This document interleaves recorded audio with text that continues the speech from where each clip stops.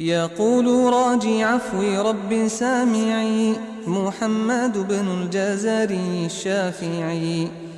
الحمد لله وصلى الله على نبيه ومصطفاه محمد وآله وصحبه ومقرئ القرآن مع محبه. وبعد إن هذه مقدمة فيما على قارئه أن يعلمه، إذ واجب عليهم محتم قبل الشروع أولا أن يعلموا مخارج الحروف والصفات ليلفظوا بأفصاح اللغات، محرر التجويد والمواقف وما الذي رسم في المصاحف. Bismillahirrahmanirrahim. Assalamualaikum warahmatullahi wabarakatuh. Baik, kita lanjutkan masih di pembahasan sifatul huruf ya. Kalau kemarin kita sudah membahas tentang sifat yang memiliki lawan ya, sekarang kita membahas tentang sifat yang tidak memiliki lawan ya. Kalau kemarin dianalogikan ada sifat yang besar, berarti ada yang kecil, ada yang tinggi, ada yang rendah. Nah, ada yang mengalir, ada yang tertahan. Baik, sekarang kita masuk ke sifat yang tidak memiliki lawan. Ingat, ini masih masuk ke dalam sifat yang lazimah, yang dia selalu ada ya. Sifat ini selalu ada, melekat di huruf tersebut dalam keadaan apapun ya. Ada beberapa sifat ya, kita akan sebutkan yang penting-penting saja. Yang pertama yaitu adalah sifat sofir ya. Sofir ya, seperti suara suara yang khas ya, yang khas dari sebagian ulama mengatakan seperti suara hewan ya. Hurufnya ada di huruf sin, zai dan shad. Sin seperti desisan ular, zai seperti desisan lebah, shad ada seperti ya semacam unggas lah ya, semacam unggas, entah angsa entah itik ya, yang seperti nah, seperti itu. Nah, shad ya, sin, zai dan shad ini sofir ya. Detailnya kita akan bahas di sesi berikutnya di Jazari insyaallah taala. Kemudian yang kedua, sifat yang tidak memiliki lawan yaitu qalqalah ya, memantul. Nah, kalau misalkan kita kenalnya dengan baju di toko ya, ba, jim, dal, qaf dan to, atau qutbu jadid. Nah, sama aja ya, memantul. Nah, kemudian yang ketiga, sifat yang tidak memiliki lawan yaitu sifat layyinah atau lin ya, sifat lembut yang dimiliki oleh huruf ya dan waw sukun yang sebelumnya berharokat fathah ya. Jadi ini adalah sifat yang lembut. Yaum misalkan, yaum minasyaiton, syai. Nah, itu juga termasuk sifat lin. Kemudian yang berikutnya yang keempat, inkhiraf ya. Inkhiraf ini menyimpang, berpindahnya makhraj ya. Asalnya perpindahan makhraj ini tidak dibolehkan, tapi ada huruf-huruf yang dia memang memiliki sifat yang menyimpang, yang berpindah, dan ini dibenarkan, dibolehkan, yaitu pada huruf lam dan ro.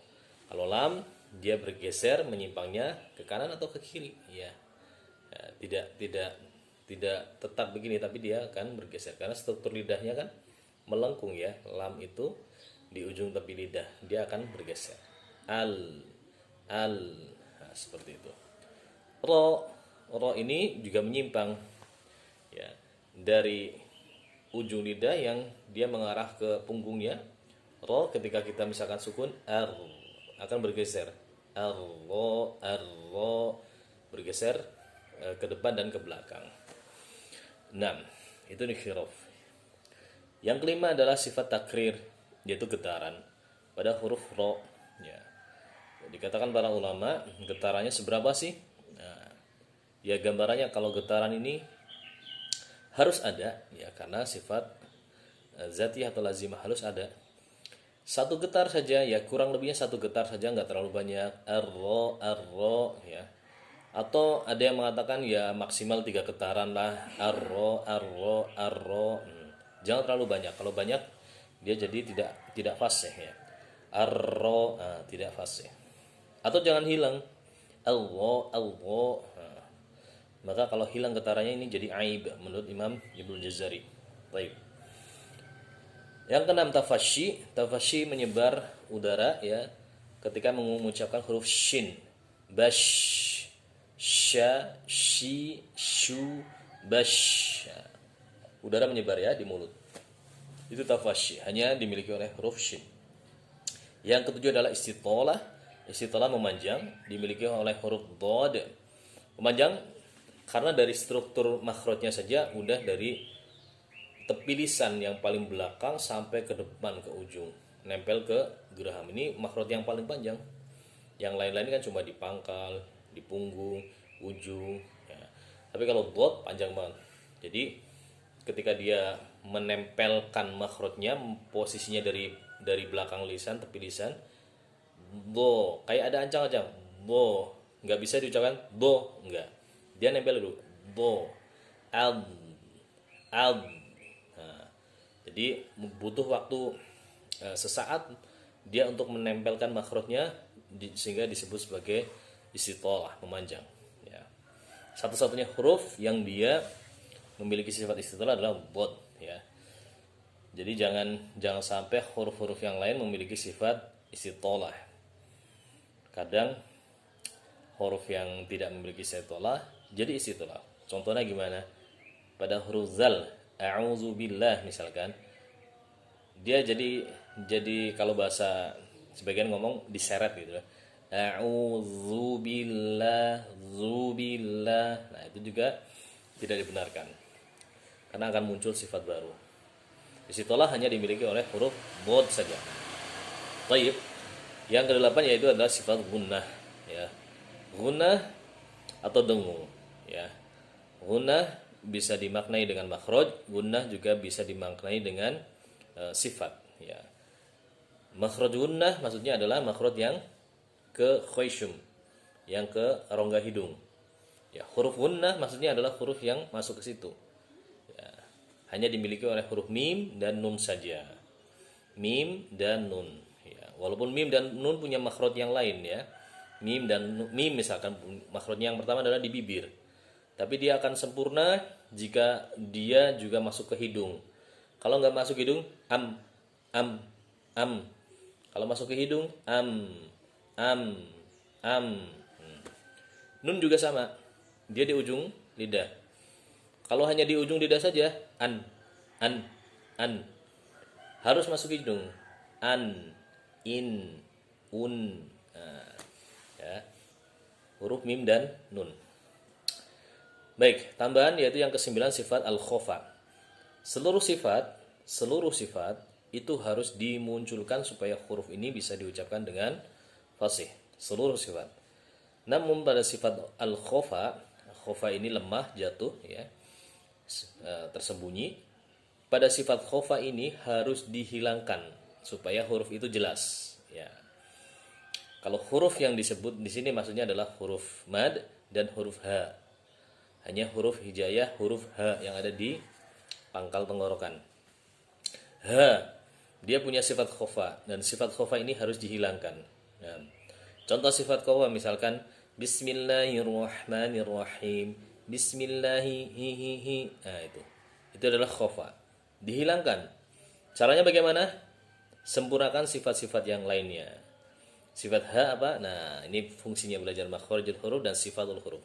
Ha dia mempunyai sifat hams, dia punya sifat rokhwah. Ini sempurnakan. Ya. Bismillahi. Ingat sesuai dengan porsinya si sifat itu. Jangan berlebihan, jangan takalluf sehingga justru akan merubah. Kalau berlebihan seperti apa? Misalkan ha hi hu ah. Kalau berlebihan ha hi hu ah, sehingga dia muncul atau dia hurufnya berpindah, yang makhrajnya harusnya di tenggorokan berpindah ke dada. Nah, ya. Jadi sekadarnya saja, ya sekadarnya, jangan berlebihan. Ha hi hu ah, ihi uhu. Nah, ha supaya hilang khofanya. Nah, baik. Ihdina bukan ihdina. Ihdina bukan ihdina. Ya. Hilangkan sifat khofa dari huruf ha. Tambahan satu lagi yaitu sifat ta'afuf. Ya, ta'afuf ini sama kayak tafasyi. Cuma kalau tafasyi itu punyanya huruf shin. Kalau ta'afuf ini punyanya huruf fa. Ya. Fa, fi, fu, baf. Nah, ada sebar ya, ada menyebar udara ketika mengucapkan huruf fa. Secara khusus para ulama mengelompokin atau nah ini beda nih gitu ya. Ini nyebarnya udara ini bukan tafasyi tapi ini ta'afuf, kata sebagian ulama mengatakan seperti itu ya. Ta'afuf pada huruf fa. Taib. Jadi totalnya yang kita kenalkan ada 10 sifat yang tidak memiliki lawan. 6 ya. Silahkan di murojaah untuk tugas kali ini sesi 10, 11, 12 tidak usah diresum, tidak ada masalah ya. Tapi yang penting adalah menghafalkan ya, praktek ya. Praktekkan kepada orang-orang terdekat kita ya. Sebutin sifat yang memiliki lawan 1, lawannya 2, 3, lawannya 4 dan seterusnya.